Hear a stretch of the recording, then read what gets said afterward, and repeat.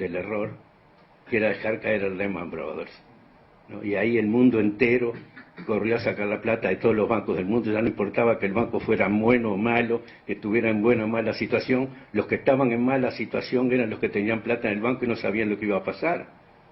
Era mucho más importante la alarma de la gente que la situación. Había muchísimos bancos que estaban bien, que no tenían problema, también sufrieron, todos, no hubo ninguno que vos sufrí. Y lo que cuesta todavía recomponer lo que la gente piensa de un banco, ¿no? Un banco es un instituto que cuando tiene una deuda le llama depósito.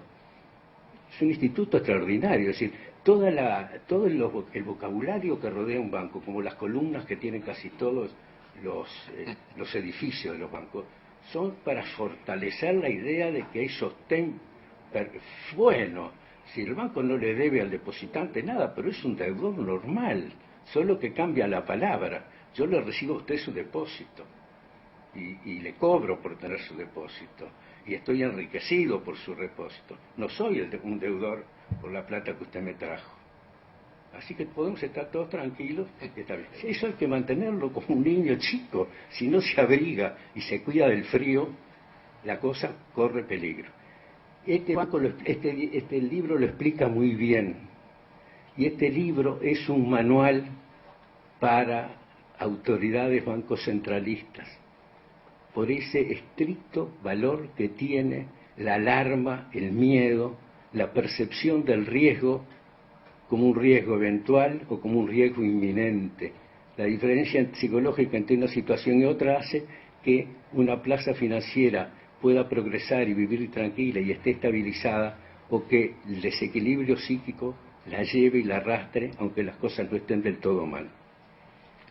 Yo viví esa experiencia, me acuerdo de cosas pintorescas de ella, me acuerdo de las idas de Eldinger y Pascal al Águila a comer contentos, sonrientes, encantadores, y al salir de ahí despavoridos y pensando que se les caía el mundo que tenían alrededor. Yo lo presenciaba como un escritor que los miraba suceder como personajes y me parecían absolutamente maravillosos, porque esto que conté es verdad, no es una anécdota retocada, es un hecho concreto. Y cuando en este libro se estudia eso, se ve y se reserva el dato de la experiencia de la cual surge este libro. Yo tuve la tentación y el gusto de decir, bueno, ellos por elegancia lo mantienen en secreto, yo lo voy a contar. Y lo conté públicamente, y creo que es bueno contarlo y es bueno saberlo. Y eso es lo que yo podía aportar a esta linda reunión de mis presidentes de banco. Muchas gracias.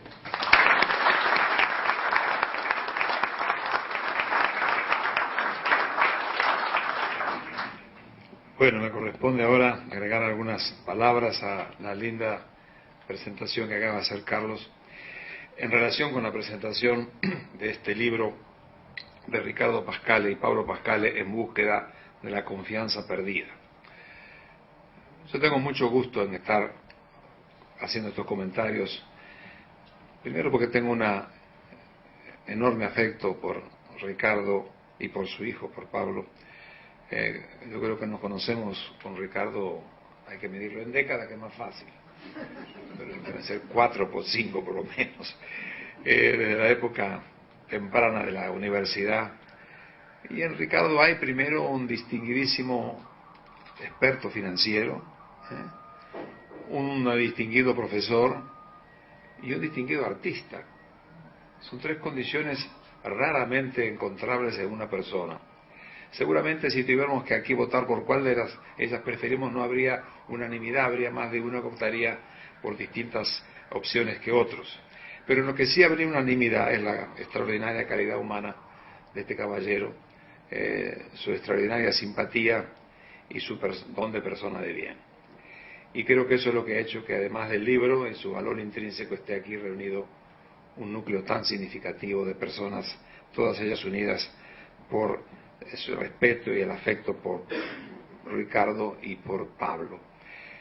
La empresa, como decía muy bien Carlos Maggi, es muy importante porque constituye una publicación que es al mismo tiempo una visión de los fenómenos de la crisis mundial del año 2008, y luego una unión en la explicación con la psicología social.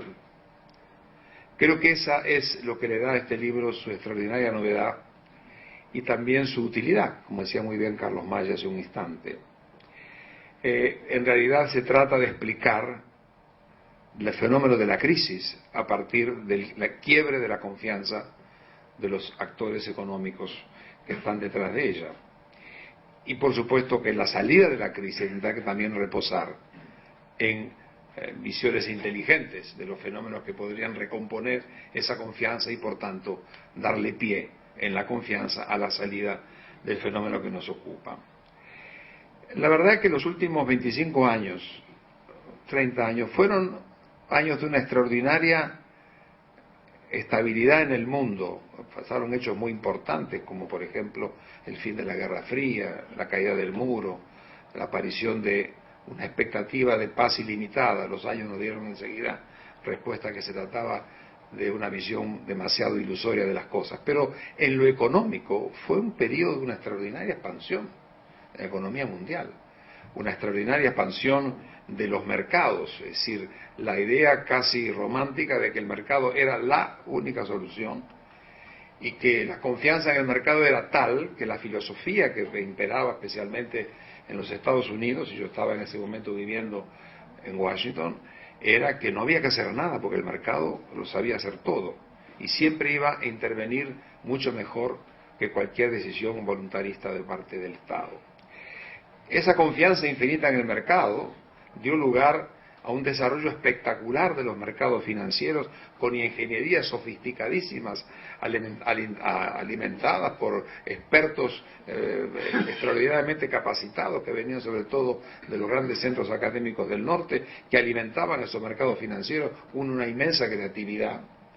Y al mismo tiempo también un desarrollo espectacular de cierto tipo de burbujas que se fueron creando a vista y paciencia de los reguladores, pero que estaban allí, las 2 y 3 y 4 hipotecas, se mueve la confianza casi ilimitada, que el valor de la propiedad iba a seguir hasta que diera lugar. Es decir, todo ese clima de confianza tenía evidentemente detrás un modelo que era la gran confianza del consumidor americano, alimentado por los préstamos que le venían de China para poder comprar por encima de sus posibilidades. Ese fue un poco el gran esquema que se vivió y que el libro recoge muy bien en la forma como describe cómo la confianza, sobre todo la confianza del consumidor americano, se expandió a los mercados financieros, a los mercados de bolsa, a los mercados de materias primas, y el mundo parecía haber encontrado la piedra filosofal, es decir, el fenómeno, las finanzas ya no financiaban producción, se financiaban a sí mismos, en una infinita cadena de especulación y de apunto a la ganancia y a la codicia.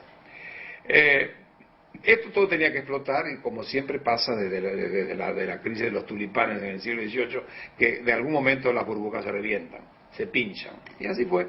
Y eso dio lugar a un quiebre espectacular de la confianza, es decir, pasamos de un mundo de confianza y de estabilidad y de previsión optimista respecto al futuro a un mundo de desconfianza, de inestabilidad y de pesimismo. Eso el libro lo define con mucha precisión, y apareció la desconfianza primero en el modelo, en el mercado. Todo el mundo empezó a dudar de la vigencia de los mercados.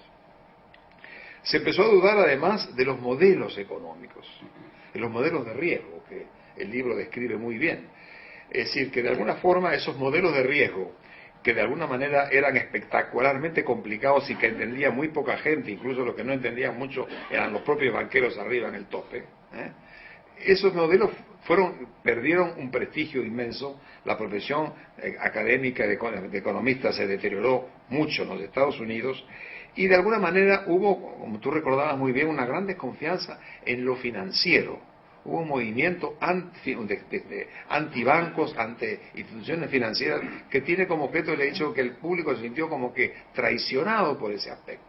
Pasamos de una confianza ilimitada a una profunda desconfianza, que es la que de alguna manera sigue imperando ahora en buena medida, y ciertamente desconfianza también en la economía internacional. Ahora, ¿qué efecto tuvo esa desconfianza? Bueno, lo que dice también el libro es decir, primero deprime el consumo. El ingreso del consumidor americano, el 70% del ingreso del consumidor americano se gastaba, se gastaba en consumo. Esto pasó rápidamente al 10%, pero 10% menos del ingreso de los Estados Unidos significa que estamos hablando de 1,5 trillones de recursos que están faltando en el mercado, y eso lo sintió todo el mundo, la economía internacional, a todo nivel. Desconfianza además en el inversionista. Si la economía no crece y las expectativas son expectativas de mantenimiento del estancamiento, es un fenómeno que deprime fundamentalmente el inversor, que además se resiste a invertir y los bancos se resisten a prestar. Yo recordaba esto que dijo el presidente del Banco de España. Dijo, bueno, en el fondo dijo que en el fondo es una crisis perfecta porque el consumidor no consume, el inversor no invierte y los bancos y los gobiernos no recaudan. Entonces tenemos una crisis perfecta, las tres se conjugan para hacer la crisis perfecta. Bueno, eso de alguna manera dio lugar además a otro fenómeno altamente perturbador de la confianza, que es el desempleo. Yo lo mencionaba esta mañana en el Banco Central. El gran problema hoy de Estados Unidos y de Europa, que no es el de Japón, es el problema del desempleo, que es una cosa que conmueve a la sociedad.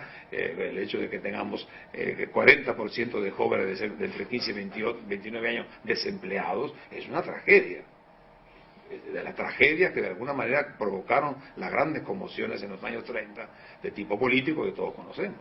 Entonces, todo eso genera un clima de desconfianza. Entonces pasamos al otro extremo, de un periodo de confianza ilimitada a un periodo de desconfianza casi ilimitado. Yo quizá la cifra que más impacta, de modo de ver, es esto de que el 70% de los americanos creen que sus hijos van a vivir peor que ellos. Eso es la negación del American Dream, que es un poco una sociedad que siempre ve el futuro con optimismo. Eso es un hecho, quiebra un factor muy importante del crecimiento del sistema capitalista, cómo funciona, que se basa fundamentalmente en la confianza. Y ese es un poco el gran aporte de este libro, tomar ese factor confianza como el factor que está en la base de la crisis y en la base de la situación en que estamos viviendo ahora. ¿Y cómo se sale de todo esto? ¿Cómo se restablece la confianza? Es muy difícil, es decir, la confianza se establece, dura años en formarla en un país, en una empresa, en una conducta personal, y de repente se rompe. Se rompe, y recomponerse es como un cristal. Una vez que se rompe el cristal, ponerlo todo junto es medio complicadito. Yo creo que es un poco lo que nos está pasando en el mundo de hoy. Por supuesto, ¿cuáles son los grandes conductores de la recuperación de la confianza? Bueno, claro, el sistema político es muy importante. La elección de Obama fue ciertamente un acto de confianza de Estados Unidos y del resto del mundo, que vieron un poco en él un líder joven, un líder vigoroso, de principios, que cuestionaba todas las cosas del pasado. Eso fue un primer aporte importante. Por supuesto, una cosa que también genera confianza, o que recupera confianza, es en cierta manera la capacidad que tienen los sistemas políticos de hacer acuerdos básicos. La gente ve bien los acuerdos políticos en la cúpula, sacando visiones puramente ideológicas, pero hay los grandes acuerdos políticos frente a grandes momentos son realmente importantes. Una cosa que yo, por ejemplo, hablaba mucho ahora que vivo en España, la carencia de ese gran acuerdo ha sido un factor que realmente prolonga la situación de inquietud y de estabilidad. Y por supuesto también tiene sentido los acuerdos internacionales. Cuando los países, anteayer en Seúl, no se ponen de acuerdo, por ejemplo, en cómo enfrentar el tema de las divisas, la subvaluación de algunas divisas importantes, o no se ponen de acuerdo cómo hacer frente a los problemas de los grandes desequilibrios que hay entre países, eso evidentemente alimenta la desconfianza en los mercados. Y la desconfianza es además un factor de una gran volatilidad. Fíjense ustedes que apenas de 2 años la situación que tiene el presidente Obama, después de haber llegado con toda la confianza de las mayorías, se encuentra ahora con la difícil prueba que va a tener en un par de semanas para no perder el Congreso y el Senado quizá. Entonces, de alguna manera, todo esto genera una impaciencia, y no hay cosa que más alimente la impaciencia que el problema del desempleo. Eso es una de las cosas que realmente estamos en presencia de un cambio estructural que va a llevar años. Esto no es un tema de 3 años, ni de 5, ni de 10.